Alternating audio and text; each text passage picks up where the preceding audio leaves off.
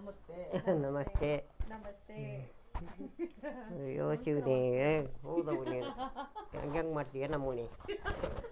ಈ ಒಂದು ಅದ್ಭುತವಾದ ಕ್ಷಣಕ್ಕೆ ಭಾರತವೇ ಸಾಕ್ಷಿಯಾಗಿದೆ.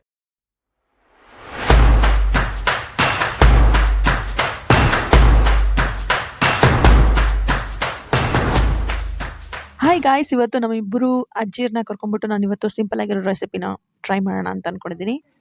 ಸೊ ಬೇಸನ್ ಲಡ್ಡು ಮಾಡೋದು ಹೇಗೆ ಅಂತ ನೋಡೋಣ. ತುಪ್ಪ, ಸಕ್ಕರೆ, ಕಡಲೆ ಹಿಟ್ಟು, ಏಲಕ್ಕಿ ಪೌಡ್ರು, ದ್ರಾಕ್ಷಿ ಗೋಡಂಬಿ, 1 ಕಪ್ ಸಕ್ಕರೆನ ಪೌಡರ್ ಮಾಡಿ ಇಟ್ಕೋಬೇಕು. ಇವಾಗ ಒಂದು ಬಾಣಲಿಗೆ 6 ರಿಂದ 7 ಟೇಬಲ್ ಸ್ಪೂನ್ ತುಪ್ಪನ ಹಾಕ್ಕೊಂಡು 1 ಕಪ್ಪು ಹಸಿ ಕಡಲೆ ಹಿಟ್ಟಿಗೆ 1 ಕಪ್ಪು ಶುಗರ್ ಅದನ್ನು ಪೌಡರ್ ಮಾಡಿ ಇಟ್ಕೋಬೇಕು. ಶುಗರು ಮತ್ತು ಕಡಲೆ ಹಿಟ್ಟು 2 ಈಕ್ವಲ್ ಆಗಿರಬೇಕು. ಸೊ ತುಪ್ಪಕ್ಕಾದ್ಮೇಲೆ ಅದಕ್ಕೆ 1 ಕಪ್ಪು ಕಡಲೆ ಹಿಟ್ಟನ್ನು ನೀಟಾಗಿ ಗಂಟಿಲ್ಲದೆ ಇರೋ ಥರ ಮಿಕ್ಸ್ ಮಾಡಿಬಿಟ್ಟು ಅದು ಹಸಿ ಕಡಲೆ ಹಿಟ್ಟು ಸ್ಮೆಲ್ಲೆಲ್ಲ ಹೋಗಬೇಕು, ಅಲ್ಲಿವರೆಗೂ ಚೆನ್ನಾಗಿ ಮಿಕ್ಸ್ ಮಾಡ್ತಾನೆ ಇರಬೇಕು.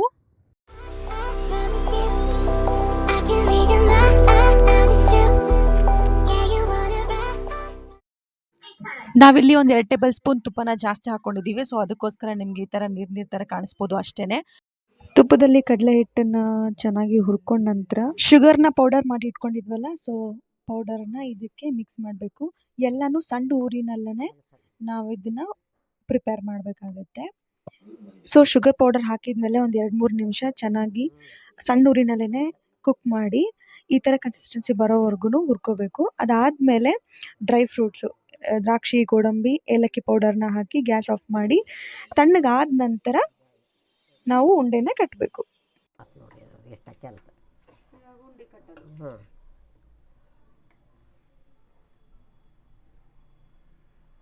ಅದು ಆರಿದ್ಮೇಲೆ ಕಟ್ಟಬೇಕಾ ಇವಾಗ? ಆರ್ಬೇಕು, ಆರ್ತೈತೆ ಅದು ಅದೇನು ಮಾಡ್ತಾರೆ. ಇವರು ನಮ್ಮ ಅಪ್ಪಾಜಿಯವರ ತಾಯಿ, ಇವರು ನಮ್ಮ ಅಮ್ಮನವರ ತಾಯಿ. ನಮಸ್ಕಾರ ಮಾಡ್ರಿ. ನಮಸ್ತೆ ನಮಸ್ತೆ ಮಾಡಮ್ಮ, ಜನ ನೋಡ್ತಾರೆ. ನಮಸ್ತೆ ಹೇಳು. ನಮಸ್ತೆ ನಮಸ್ತೆ. ನಮಸ್ತೆ. ಅಯ್ಯೋ ಶಿವನೇ, ಹೌದವು ನೀನು ಹೆಂಗೆ ಮಾಡ್ತೀಯ ನಮ್ಮನೆ. ಸೊ ಫೈನಲಿ ಗಾಯ್ಸ್, ಈ ಥರ ಉಂಡೆಗಳನ್ನ ಕಟ್ಟಿ ಡೆಕೋರ್ ಮಾಡಿದ್ದೀವಿ. So ready to taste. ತುಂಬ ಚೆನ್ನಾಗಿದೆ.